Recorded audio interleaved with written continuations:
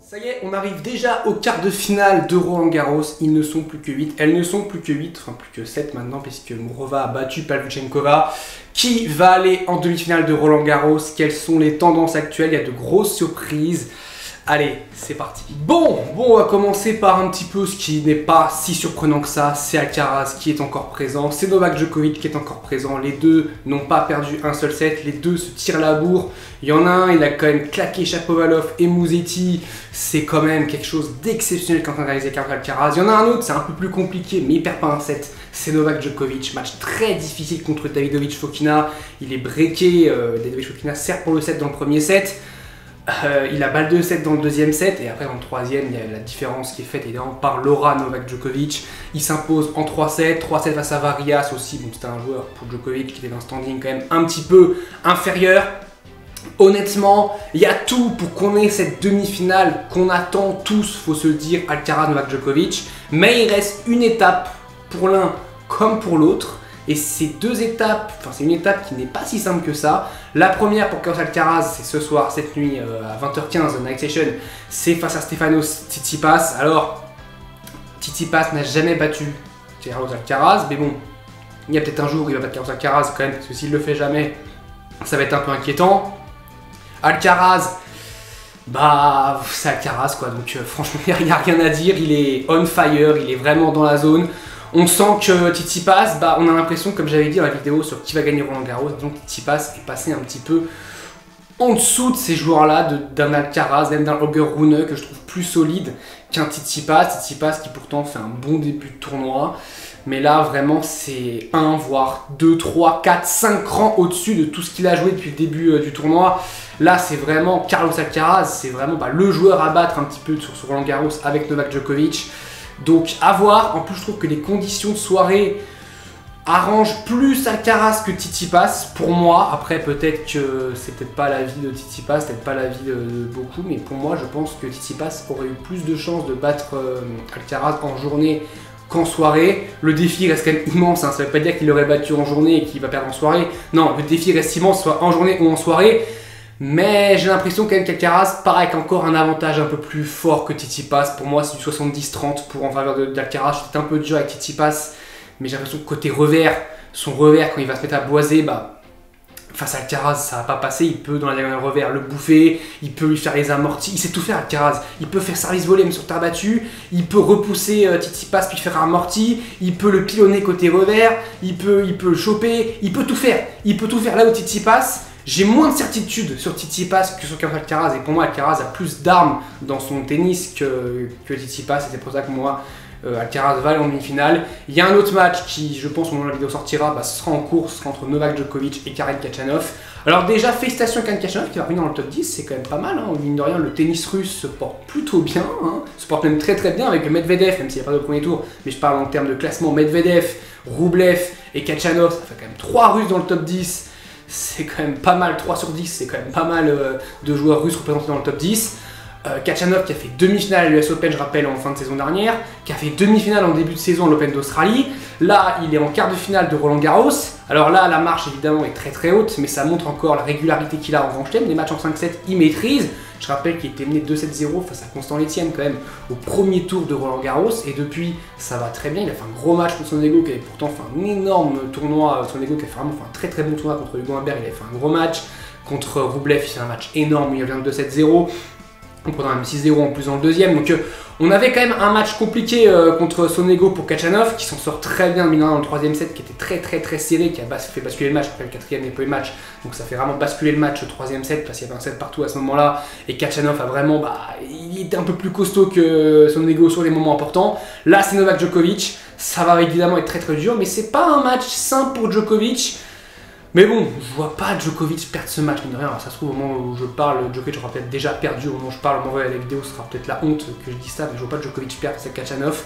Peut-être lui prendre un set, et encore, pour moi, j'ai l'impression qu'en termes d'armes, Khachanov, il peut pas gagner Djokovic. Alors, il a déjà battu Djokovic une fois, c'était à Bercy, dans des circonstances qui étaient différente. Il a eu un gros match contre Roger Federer, un match énorme, le Bercy 2018, le match Djokovic-Federer, je m'en souviens encore, c'est les étoiles dans les yeux, ce match était exceptionnel. Ça a fini au tie-break du 3e set. Djokovic avait remporté les 2 tie-breaks du match, puis avait remporté ensuite dans la prochaine confrontation les 3 tie-breaks du match à Wimbledon. Voilà, c'était pour rappeler un petit peu ce qu'avait fait Djokovic à Roger Federer. Là, c'est Khachanov, et je pense que Djokovic, pour moi, même si on sent que il n'est pas encore à 100%, Saketin, il n'est pas encore à 100%, mais il gagne. Et puis plus ça va avancer, plus il va être imprenable. Donc attention, mais pour moi on va avoir la demi-finale Alcaraz, Novak, Djokovic.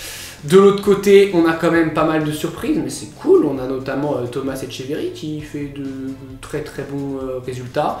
Alors il a battu De Minaur au 2e tour, il a battu Taylor Fritz au 3e tour, il a battu Nishioka.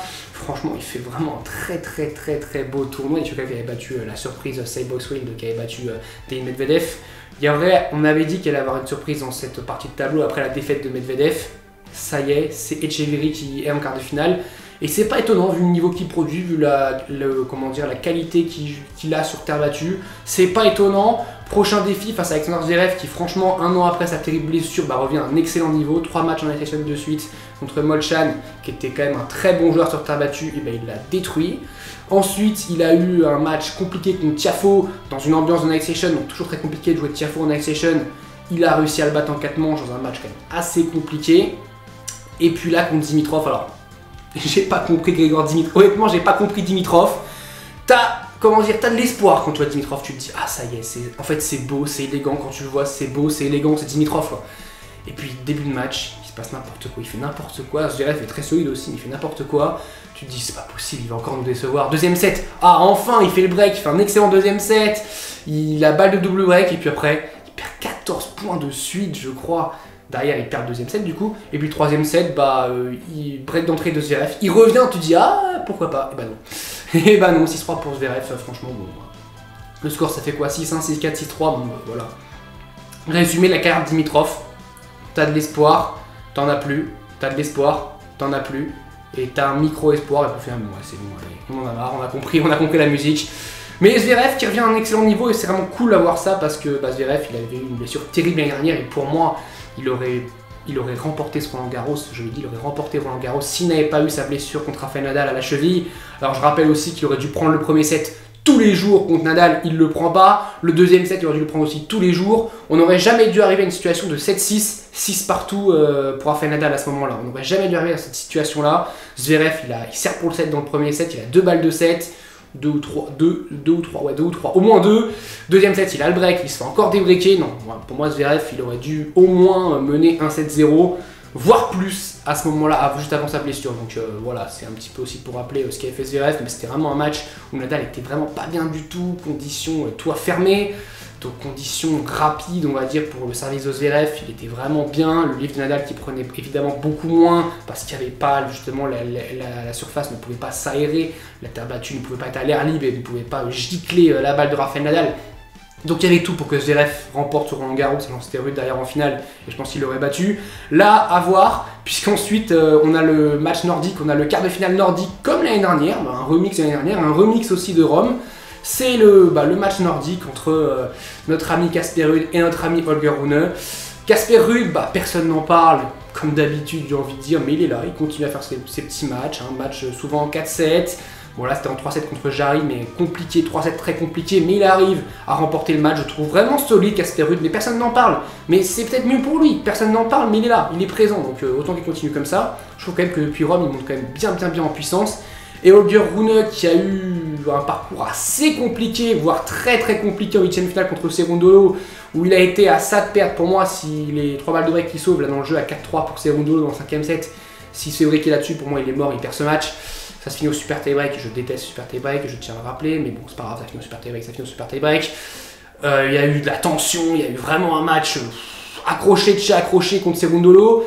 A voir, j'avais dit dans la vidéo sur qui va gagner Roland Garros que si pour moi Ruud rejouait Holger Rune, Ruud perdrait face à Holger Rune. Là, je vais un petit peu nuancer mon propos, et c'est ça aussi qui est bien avec le tennis, c'est que ce sport nous fait mentir, et c'est bien que la vérité d'un jour ne soit pas celle d'un autre jour, sinon ce serait tellement facile après aussi qu'est le tennis. Mais je vais un peu plus nuancer mes propos, parce que je voyais Holger Rune quand même beaucoup plus solide que Casper Ruud. J'ai changé là-dessus parce que Holger Rune a fait 2 finales en Master 1000 contre Ruud qui a fait qu'une seule demi-finale et qui avait un petit peu déçu.